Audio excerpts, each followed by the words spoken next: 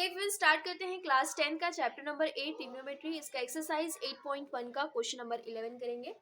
Question number 11 में क्या given है, state whether the following are true और फॉल्स, जस्टिफाई योर आंसर। तो यहाँ पे हमें ये बताना है ये ट्रू है या फॉल्स है, और अगर ट्रू है या फॉल्स है तो उसका हमें आंसर भी जस्टिफाई करना है, कैसे आया ट्रू कैसे आया फॉल्स। तो पहला है the value of tan is always less than 1।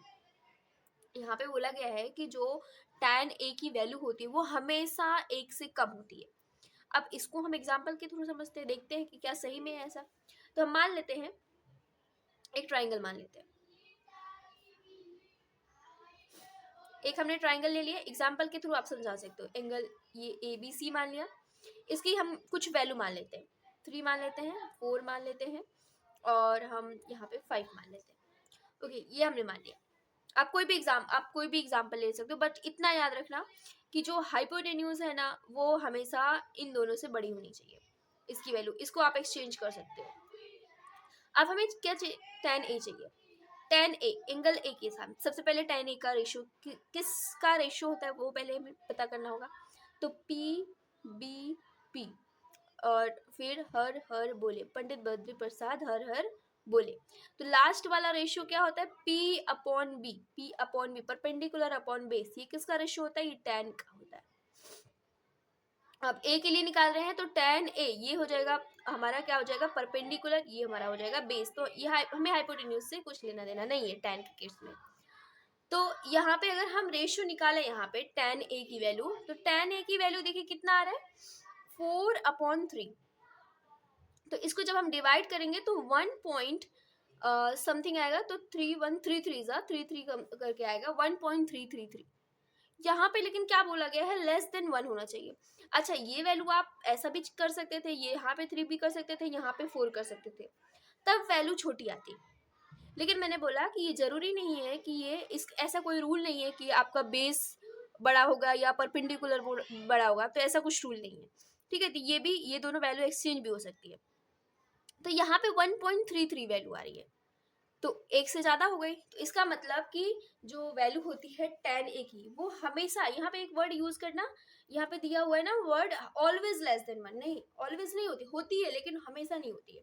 अगर जैसे यही वैल्यू अगर मैंने यहाँ पे 3 रख दिया होता तो 3/4 हो जाता, तो इसकी वैल्यू कम हो जाती, क्योंकि यहाँ पे हमें 0 पॉइंट समथिंग आता, 4 7 28, 0.7 समथिंग। तो ये 1 से कम है। ठीक है, ये 1 से कम आया, लेकिन इसने बोला कि ऑलवेज हमेशा कम आता है, नहीं, ऐसा हमेशा कम नहीं आता है। 1.33 आया, ये 1 से बड़ा आया, तो इसका आंसर क्या होगा, फॉल्स। ओके, नेक्स्ट क्वेश्चन चलेंगे। नेक्स्ट क्वेश्चन में क्या गिवन है हमें कि जो sec a होता है equal to 12/5 for some value of angle a। Okay, angle A, कुछ एंगल ए के लिए जो sec a है वो बराबर है 12/5। तो सब पहले पता करते हैं कि जो sec a है वो किसका रेशियो है। देखिए, जो पहला होता है पंडित बद्री प्रसाद हर हर बोले, तो sec किसका रेशियो होता है, तो हम ये जानते हैं ये cos का होता है, ये sin का होता है, ये tan का होता है। तो cos का उल्टा sec होता है, तो मतलब ये वाला बीच वाली वैल्यू, तो बीच वाली मतलब H/B, ये किसका रेशियो होता है, ये sec का रेशियो होता है। अब sec का रेशियो यहाँ पे हमें क्या दिया हुआ है, sec A is equal to क्या होता है, हाइपोटेन्यूज अपॉन बेस। तो ये कितना दिया हुआ है, 12/5।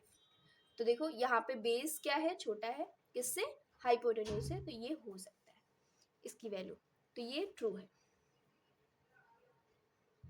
ओके, नेक्स्ट क्वेश्चन करेंगे। नेक्स्ट में क्या दिया हुआ है, cos A is abbreviation used for the cosecant for of angle A। इसका क्या है, शॉर्ट फॉर्म है cos A,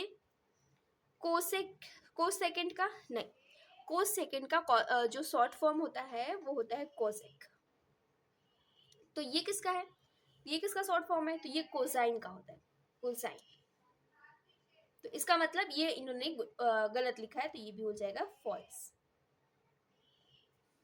okay, next question, cot A is the product of cot and A। ये मैंने पहले इंट्रोडक्शन वाले वीडियो में बताया है कि अगर हम cot सिर्फ cot लिखते हैं इसका कोई मतलब नहीं बनता है, उसके साथ हमें क्या लिखना पड़ेगा, कोई ना कोई रेफरेंस देना पड़ेगा, मतलब कोई ना कोई एंगल लिखना पड़ेगा। cot A लिखो, cot थीटा लिखो, कॉट बी लिखो, कोई ना कोई एंगल क्या करना पड़ेगा, हमें देना पड़ेगा। और दूसरी बात कि ये अलग नहीं है, हम इसको ऐसे नहीं लिख सकते कॉट फिर इसके बाद इनटू फिर ए या बी करके नहीं लिख सकते, ये अलग नहीं है, ये एग्जिस्ट ही कर रहा है क्योंकि ये साथ में आया है। अगर ये अलग कर दिए तो ये एग्जिस्ट ही नहीं करेगा। ठीक है, तो यहाँ पे कॉट ए प्रोडक्ट नहीं है, is the product of cot A, नहीं, ये फॉल्स है। ओके, नेक्स्ट क्वेश्चन है sine theta is equal to 4/3 for some angle theta. जब भी आपको ऐसे क्वेश्चन पूछा जाए तो पहले रेशियो पता किया करो कि ये साइन थीटा है किसका रेशियो है। तो फिर से वही परपेंडिकुलर